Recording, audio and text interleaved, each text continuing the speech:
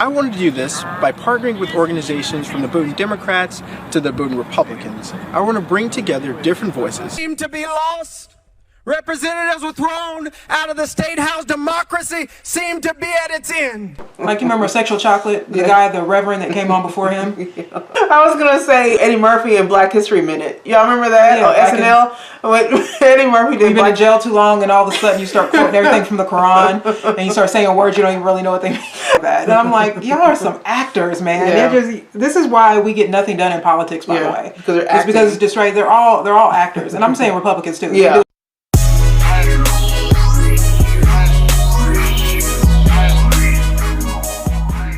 It is windy, right? Mm-hmm. Now, last week it was 70-something degrees. Oh my God, it is snowing. It's snowing. It is literally snowing. It is April what is today? The 17th. It's April 17th. And it's snowing. It's 38 degrees. I don't understand. Last week it was 80. It was like, it was up there. It's like in the upper 70s.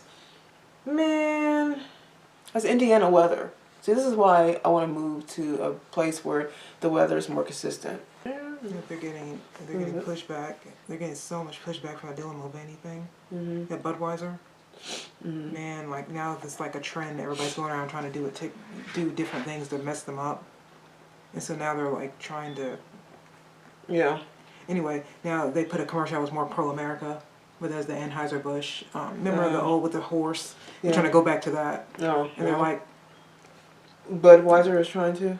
yeah. See, they got done. And this is the new commercial where it's like a pro-America. Yeah. They're like, oh my God. Wait, but the Bud people are doing that. The Budweiser, Anheuser-Busch. They're trying to make a new commercial where it's more American? Yeah. That's embarrassing. Back when they used to use the horses and everything was about America. And They did it too soon. No one's going to believe them. No, everybody already is saying. They were already trying that was stupid. to fix this issue. You shouldn't do You know that what I mean? so Like, soon. oh my God, we thought that our Yeah. was going to be pro this, but it wasn't. How embarrassing. I wouldn't do that so soon, though. Right? I mean, they lost like $6-7 billion. Yeah, off of their, like their 2 stock, weeks? their stock plummeted. We're talking about Budweiser. Is it Budweiser? Yeah. Yeah. Bud Light. Anheuser-Busch. Yeah. So, but yeah, trying to They make lost it way too much money on trying to all of a sudden to make it American is just not a thing. It's not old school. You can't really go there. It's too late. Doing videos pouring out their beer. Yeah, it's too soon. So. Hey, so hi everybody, welcome back to our channel. So we actually, I wasn't even gonna talk. This was not on the agenda to even talk about before. Comments about those Tennessee those representatives, the Justin Pearson and Justin Jones, and what's the woman? Gloria Johnson. Sorry, I had to go there. Okay. So you guys, this wasn't even on the list to talk about, but you guys are just. I think one of our videos. I think the one where the lady called us coon. These people feel that we are coon, and so us, and they want to know what we think about. They can't wait to hear what we had to say about those Tennessee representatives. And I'm like, they're both back. They're fine. Everybody's okay. Everybody's okay. But I wasn't going to talk about this because I thought, well, it's self-explanatory.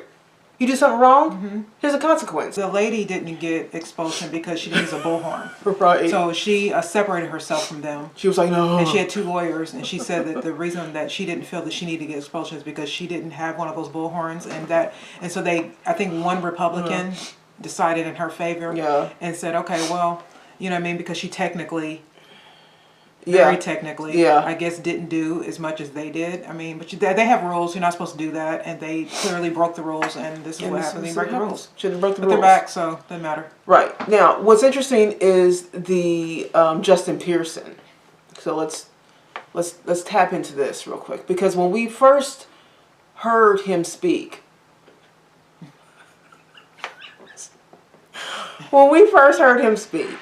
Kara and I were like, what the hell is this? What are we doing here? Okay, this guy is literally trying to be Martin Luther King. And our first thought was, well, okay, so that's fake. And it is. Anyways, so we're going to watch this video of, if you guys watch ABL, you guys should. He's a really good commentator here on YouTube. Anthony Brian Logan. Yeah, Anthony Brian Logan, a really good commentator here on, on YouTube. Has lots of great things to say and very informational. Anyways, I'll link his blow. I like his new beard too. Yeah. I like that salt and pepper. Salt and pepper, yeah, works for him. But anyways, so he talked about this a little bit, and I'm glad he did, because everyone assumed, at least conservative people, thought, well, this guy, that can't be real. You know, and then it wasn't. Okay, so anyways, let's look at Anthony, see what he has to say about this, and we will, go on to talk about it. Wearing this dashiki on the first day and being sworn in wearing it is paying homage to the ancestors who made this opportunity possible. How's everybody doing? My name is Anthony Brian Logan, and today we got to talk about one of the two lawmakers in Tennessee who were expelled from the State House due to their role in the recent insurrection at the state capitol in Nashville. Now, we're not talking about Justin Jones, the young man from Nashville who was recently reinstated by the Nashville Council. I'm not sure how that works. Can they reinstate him with no other consequence? Can he be re-expelled? Is there going to be a special election to fill his seat? Different story, I digress. Let's go to Memphis, Tennessee, and speak about Justin Pearson. Now, I put out a tweet talking about this guy's oration style, saying, hey, this ain't 1960 no more. Nobody speaks this way. And I got quite a bit of kickback talking about, oh, you're jealous of him because he speaks so well. You don't speak well. It was powerful. It reminded me of Malcolm X, Martin Luther King. But I was able to see right through it, as were many of you guys. And I have new video to prove that I was right. This whole thing that he was doing with his speaking style, and it was a dark day on yesterday. All that was fake, and it was obvious from the beginning, but a bunch of white liberals and black liberals ate it up because they don't know how the average black person really talks in this country. Now, before I go any further, let's go ahead and get into the first clip. This is going to be the one where you're hearing him giving this 1965 civil rights, Malcolm X, Black Panther type of talk. Then you're going to hear his actual regular speaking voice, and you're going to see why I said the whole thing is fake. Yes, I tell you, it was a sad day on Saturday. All hope seemed to be lost. Representatives were thrown out of the State House. Democracy seemed to be at its end. Seemed like the NRA and gun lobbyists might win. But oh, that was good news for us. Let's pause for a minute. Now, a little bit of context. This guy is 29 years old, born 1994. So he's 28 or 29. He's a young man. All right, let's just keep that in perspective, shall we? Let's keep on going. I don't know how long this Saturday in the state of Tennessee might last. But oh, we have good news, folks. We've got good news that Sunday always comes. Resurrection is a promise, and it is a prophecy. It's a prophecy that came out of the cotton fields. It's a prophecy that came out of the lynching tree. It's a prophecy that still lives in each and every one of us in order to make the state of Tennessee the place that it ought to be. And so I've still got hope because I know we are still here and we will never quit. So this is the general style. Like, this is 1960 civil rights activist. And some. Hey, do you guys think? I thought this when I looked at him doing this. I just thought, are they prepping? It looks like they're trying to prep a new Barack Obama or a new, like one of the. It's like I feel like he's been talked to clearly. And so this is a minstrel show. This whole thing is a minstrel show completely. I mean, first of all, his backstory. His father's a pastor. Mm-hmm. So he does have church roots. Yes. You know what I mean? So I'm not on him for that. But you'll see that this is just because AOC also did it, and so did Senate floor, and Hillary Clinton's done it too. Clinton, you know what I mean? But AOC basically gave the same type of sermon, on the Senate floor, which is embarrassing. But what I'm saying is that I'm not mad that he's speaking up when I'm about whatever he wants to speak up about. I'm mad that he's got. You'll see. Yeah, sort of like it's sort of like what they kind of did to Don Lemon. Don Lemon came out telling the truth, and all of a sudden he became this too. Yeah. You know what I mean? There's something that white liberals, they groom black people because they want us to stay in this sort of civil rights brand of black. Mm-hmm. You know what I mean? And they won't let us move further, and if we don't stay there. Right. Well, hey, ABL, they still speak like this in churches. What, if you're 75 years old and your name is Willie Earl, or his wife named Beulah May or something like that. Okay, maybe you would speak this way if you are about to be 100 years old. Okay, if you were born in the 1930s or 40s, like right past the Great Depression era, yeah, you would speak this way.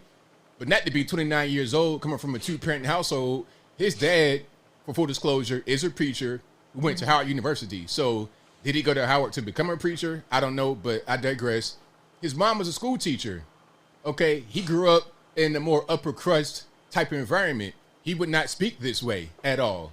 And before I go too deep into that, let's roll 2 more videos. This is him more recently and his dashiki. All right. It's a tire. Wearing this dashiki on the first day and being sworn in wearing it is paying homage to the ancestors who made this opportunity possible. It's a tire. So this voice right here is nothing like what you just heard right here. Not at all. You go from Malcolm X to regular, normal guy in the suburbs. Now, let's hear a little bit more. This is from, I want to say, 2016 to 2018. Okay, a few years back, but not an eternity ago. Again, this is a young man. He's like 29 years old right now today. So this was not that long ago. I'm sorry, you guys. I'm just reading ABL's tweet. He said, "Here's your man, Justin Pearson, one of the expelled Tennessee lawmakers before he became a 75-year-old Southern black preacher." I'm sorry, you guys. It's a lot. It's a lot. Okay, let's go. I'm sorry. Hey everybody, I'm Justin J. Pearson, and I'm running for president of BSG. There are a few reasons that we're running this campaign this year. One has to do with representation. How can we represent all voices in a conversation? I wanted to do this by partnering with organizations from the Boone Democrats to the Boone Republicans. I want to bring together different voices, dissenting voices, voices that may be more liberal or more conservative, in order that we can reach a point of sort of the radical middle, where conversation and dialogue happens and growth happens. Right now, we have tensions on our campus that can only be resolved by understanding one another. And creating those forums and those spaces will be a part of the legacy I hope to lead as the BSG president. BSG must also work better as a liaison between students and administration.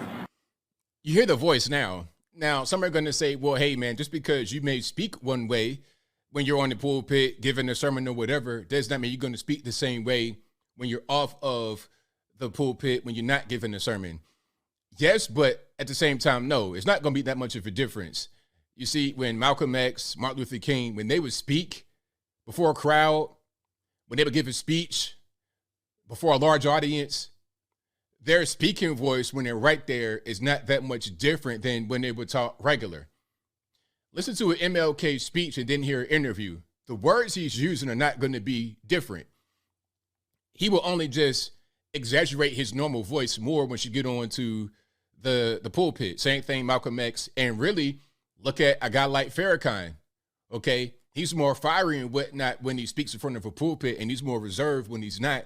But at the same time, it's the same person. You're not going to hear two separate individuals when you're talking about speaking in front of a crowd and just speaking normally in everyday conversation, or what he's doing right here, speaking in front of a camera when it's just him and no crowd. It's not going to be two different people. You're not going to be, and today, on yesterday, you're not going to do all that and then be like, hey, I'm Justin Pearson. That's not, those two things don't match. So either. I was just going to say that I wonder what Justin, because I know clearly this guy, he knows his videos out here. So I wonder what he's thinking, like, if they've even talked about, hey, you know what, that old video of you might come up and now you're completely different. How are we going to explain this? Because you can change in life. You can change drastically in life. You know, like China. You can change, do some changes in life. But again, as ABL is saying here, that his upbringing and background does not, it never would have warranted him. His upbringing and background is who this kid is here. Yeah, that's him. This is what it looks like when two black people get married, stay married, and raise a respectable son. What we're seeing now is someone who's been indoctrinated into a liberal democratic kind of way, and they've given him a face to be. They've given him a new, you need to put yourself out here like Martin Luther King, and he probably took that to heart. I mean, also, he hasn't lived long enough To experience. I mean, because also let's call this kid privileged. He was like you said, his father's a background, his father's a pastor, his mother's a teacher. They raised their son well, obviously. Right. He speaks well. You know what I mean? He's a good looking, smart black man. That's what he looks like. You know what I mean? But he still has a lot of life to live to change the way that he changed. And I don't believe that he did that. I think that someone groomed him. Yeah. And told him that in order to be a part of the Democratic Party, or in order to be to get black people to understand you. Yeah. Because see, that's the thing, is like a lot of black people get mad at us in our comments because I've always been said I wasn't white black enough since I was younger. But a lot of black people, You've been told that. I've been told it my whole life. Oh, I yeah, mean me that too. I'm not black enough or something like that. And just because I don't speak in slang. Yeah. You know what I mean? And that's been my whole life like that. But we weren't brought up speaking But slang. my mother never did. So it was never a thing. Like we had a friend when we were in high school that Danielle had. Well, we had a friend and she went to Catholic school. Mm-hmm. But then she came to public school.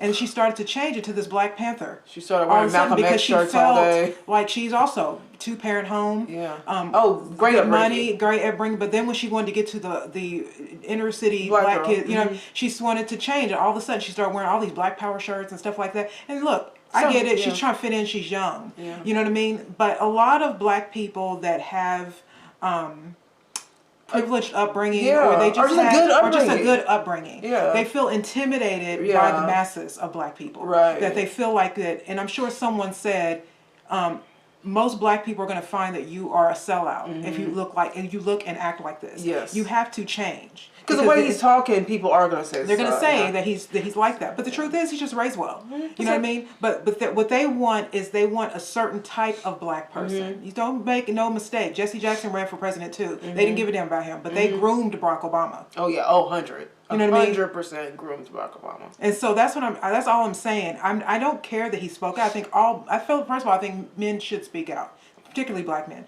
But you need to speak out as yourself, not as something that's like a caricature or something of your blackness. I don't agree with this young man's politics, but I always fight for the right for him to say what he's saying. He has to say. Yeah. So I don't care what his politics necessarily are. I'll just debate that, right? So I'll just say, well, no, I think it's better this way or whatever, right? So that part is not. He's allowed to be that. He's allowed to be liberal as whatever, but it is problematic. When we do this as black people, when we shill like this for politics and to level up your career, your resume. Yeah, and then while leveling up your career, you do this. You're diminishing yourself. So while you're making money, you're getting out there, everyone's seeing you. You're also diminishing yourself, not being who you are, and you're not looking genuine anymore, and you're not authentic. So while you're trying to level up, you're leveling down. And I know that he knows, because he looks like he wants to be a politician even in college. Yeah. I know that he knows that if he doesn't play ball with the Liberal Party, the only other place for a black man to go is the Conservative Party when you act like this. Yeah, and that's a no-no. And it's very hard for black people to like you when you're a conservative. Yeah. They only like you when you're liberal. They're liberal. So either this is fake or the 1975... the 1965 80-year-old black preacher stuff is fake. And I'm willing to bet that the old black man stuff is fake because he's 29 years old, 2-parent household, your mom's a school teacher, your dad's a preacher. He might talk like that maybe if he is 1,000 years old, but you're not going to speak that way. The new age guys don't talk like that unless they just decide to. Not working for administration, but bringing the concerns, the values, and the beliefs of students by listening and engaging with the student body to administration. So that's that. You see the difference, right? You see from right here, when he was in college, all right, you see that going on, and then you see this guy right here. Okay, you see kind of what's going on. If you ask me, what happened was he decided to go on YouTube, study some of the old civil rights guys, and emulate them. Same thing Barack Obama did. Barack Obama was singing Al Green and stuff like that recently. Not when I say recently, I mean within his adult years, within the past 10 to 15 years.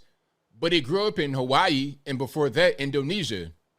He was raised by his white mom and his Indonesian stepdad, Lolo Sotoro, in Indonesia. And then he went to Hawaii with his white grandparents. So at what point in time did he decide to become an Al Green singer? Or did he decide to come with this kind of black accent, with this inner city urban accent? How did you get that accent when you didn't come to the continental United States until you got to be a full-grown adult male? Like, make that make sense. It's all fake. It's all phony. People like me, I'm going to come back so you can see me clearly. People like me and many others that actually have interactions with black people that grew up in the community, we know fake right away. As soon as I saw him speak, I'm like, man, that's fake. That ain't real. Yeah. Okay. Again, if I saw an 80-year-old man speak like this, I'd be like, all right, that makes sense. But 29 years old, 2-parent household, more affluent upper crust. Come on, man. You don't talk like that. The way you spoke in that interview or that video in college, that's you. This right here is not you. It's you studying other people to become, I guess, quote unquote, more effective. And what I mean by that is you're able to grab the ears of white liberals and black folks that did not grow up in the community who don't know any better. But I think I'll leave that right there for now. So that's I agree with ABL on that. It's clear. And so what people will say right now is, why does it matter? Okay. Well, it matters because of authenticity. That's why it matters. It matters because it shows you how when you get indoctrinated into a party, you know, for this situation, the liberal party, which would be the Democrats, this is what happens. This is what happens. You don't change the Democratic Party, they change you.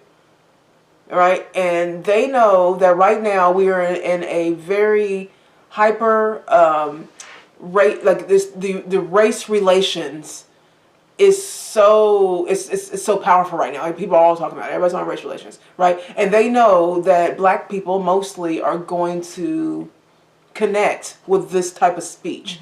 Mm-hmm. But the Democrat Party didn't understand it. What they didn't tell him is that black people will connect with that type of dialect just with the people from that time. So when we look at old videos of Martin Luther King or old videos of Malcolm X or whoever, we're just like, oh yeah, you know, it makes sense. We like the way he's talking. But when you hear it from a 20-some-odd-year-old young man, it is troubling because he's so young that they just took him in and he's just going to fall in there with them. Mm-hmm. He's going to do anything they tell him to do. And most of the black people in the Democratic Party itself are corrupt. Yes, true. And they'll take this young man and turn him into a tool in 5 seconds. Yep. Because they know that his ambition is high. Mm-hmm. He's young. And you can mold people like that. Mm-hmm. It's true. You can offer them the world if they, you know, sell themselves a little bit. Right. You know what I mean? And you know, just today I was watching. The reason why this is important that he act like his raising. Yeah. You know, is that I was watching on Tucker Carlson, and then I think a few other people showed that in Chicago this week they had some kind of like these teenagers, they had like police everywhere. These teenagers are basically tearing up Chicago. Mm-hmm. They're burning cars, and they're all black kids. It's nothing but black teens. They're standing on cars, beating up cars, throwing bombs in cars, and the police are all out there, and they're taking videos of it, or there are people taking videos of it, and then there's gunshots going off. Okay. And I'm like, this is what's happening to black youth. It's anarchy. And this is what's happening in Chicago. Mm-hmm. Because the people that are all Democrat run, that run Chicago are defunding the police. There's no law and order. And there's no law and order. Yeah, there's no law and order. And so what he was doing in Tennessee with that bullhorn was inciting all those young people that were out there. If you should have seen the video of them trying to bust into the building. It was a lot. It was pretty bad. It was pretty bad. They were all young people, white kids too. Wasn't that one? That one wasn't just black kids. That was white kids. And they were talking about transgenderism and all that. And all these blue-haired kids were trying to bust in and stuff. And he had his bullhorn, and so did the other guy. And that white lady was actually inciting it too, but she didn't have the bullhorn. Yeah. You know what I mean? And what I'm saying is that this younger group of people, not just black kids, I'm talking about white kids too. They think that their whole life is an activist. Mm-hmm. That's it. That all they want to do is like fight against the system. And look, I don't have a problem with that. I don't. You know what I mean? When you're young, and I was once young, you know what I mean? When you're young, you always want to rebel against the generation that came before you. Yeah. That's just everybody. That's how the 60s even started. Mm-hmm. They were the boomer kids.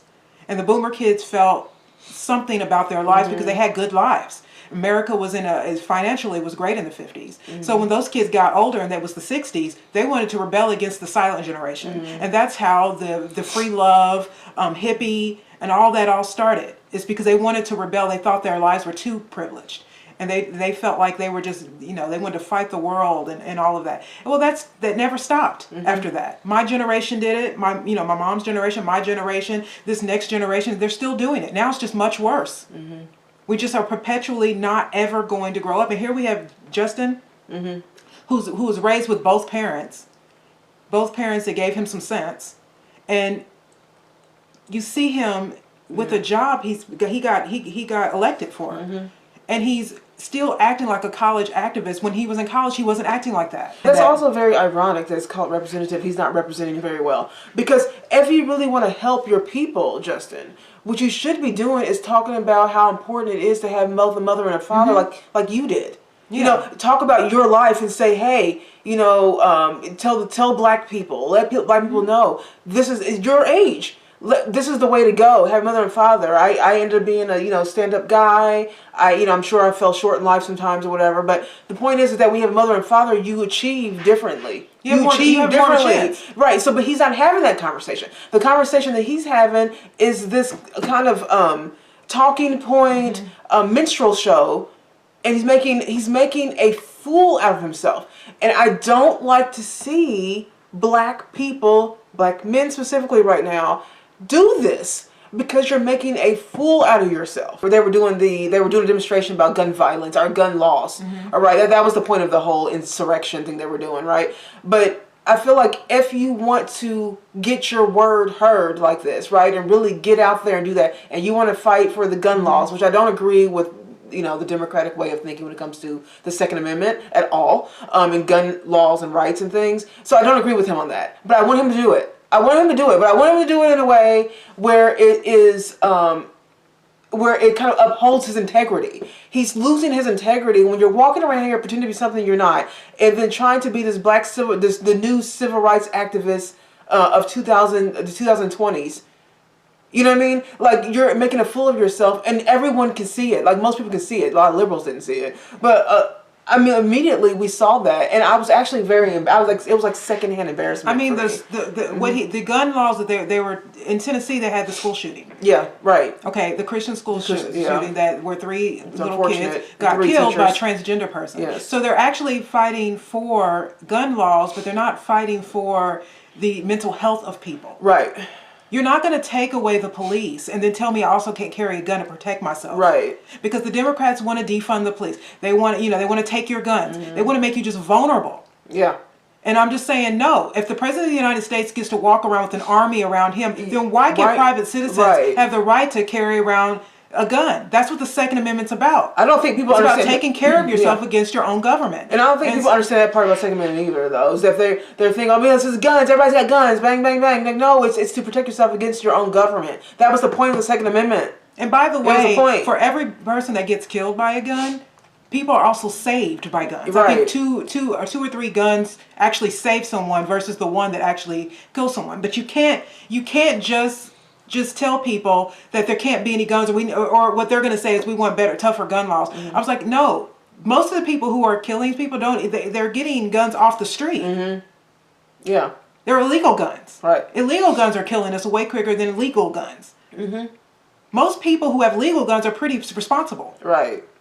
You know what I mean? A good guy with a gun is always more responsible, obviously. Right. We're not talking about people that, and by the way, a lot of the stuff is happening with unlicensed guns and things like that. People who have guns are not the ones that we need to be, fearing right now. That's not the ones. It's the ones who are illegally purchasing guns. But just like Chicago, that scene that happened in Chicago, downtown Chicago, with all those teenagers that were acting out, that happened because of no law and order. If you go to LA, it's the exact same thing. They're taking away all of the police to do their job. Look at that place. And then you're going to also come around and tell me that I can't carry a gun, or you're just going to penalize me because of these people you can't control. They get unlicensed guns. I mean, that's what he was really fighting for. He didn't say that. They're going to sit there and say they want that, but the truth, they're going to sit here and say that they're trying to for what, tougher gun laws. Yeah, right. It's like, what do you mean? We already have, the laws are already, the background checks are already in place. We already do that. We're doing it. We've been doing that. So I'm like, that lets me know that they told him to say that. You're right. That's why I don't like what he was saying. I don't not that he was speaking out, is that I feel like he doesn't know what he's talking about, or he's being told to say something in a certain way. And I'm like, here we are telling this black man to say stuff like that while black kids in Chicago are running amok and destroying private property. And now the new mayor of Chicago is saying because Walmart left. Yeah. Well, right. He's like, well, shame on Walmart. This is the new mayor. What do you shame mean? on Walmart keeping away opportunities for people to go to work. Are you kidding me? You're sitting there saying you want to defund the police, and then you tell these business owners that they're shame on them for not wanting to invest in a city that's going down. Right. And I live in Indianapolis. Yeah. I'm right next to Chicago. Yeah. And once they tear up that place, it's going to start coming over here. But the truth is Indiana isn't as bad as Chicago. Yeah. Maybe because we're Republican run. Which was another point someone said, that they said Indiana is right next, I think Stephen Crowder. He said Indiana is right next door to Chicago. So how is it that, because their gun laws, they have strict gun laws in Chicago. Yeah. You know what I mean? But in Indiana, we don't. Yeah. We're not as strict as they are. But our town isn't anything like that. Nope. Now, the Gloria Johnson, you understand? So she just kind of dipped out of the whole thing. She was like, I'm with you, and they're like, no, this is the thing about expelled. Her. Is that she went on MSNBC right after. Okay, so after they had they got to state their case. Yeah. Well, she got to stay, and the other two got expulsion. Right. So then the other people at the at the hearing. Yeah. They said she separated herself from them, and she said I didn't do as much. She had two lawyers there with her. He's like. Then they said she could stay. I think she was, but one Republican allowed her to stay. Then she goes right over to MSNBC and says, "Oh, you know why I got to stay? Because I'm white." I'm white. Really? It's white privilege. You see how that is, though. She's like, but that's not all she said. She had to slip in. And I know what that feels like I know what it feels like because the Republicans are really racist. And I know what that's like because I'm a woman and I'm always been sexually God. And here we go with the victimization of everybody. She might as well just put a hashtag. She tried to Me lump too. herself into, she was like, I know what it's like to be because I'm like one of the only women. You're oppressed too, huh? I get, she's oppressed. You know what I mean? It's just like, girl, it's this joke. Yeah. But when she realized they were talking about getting expelled, she was like, she separated her from them two black guys. I didn't have a bullhorn. I didn't have a bullhorn. So I don't know what they were doing. So she jumped right off of that train. As soon as she realized on the real stuff, and started crying racism. Girl. And then, they were just like, that's not what she was doing. She was completely changing her mind. But, they did the wrong things. Well, they got supposed to put their back, so it doesn't matter. And I knew that was going to happen anyway.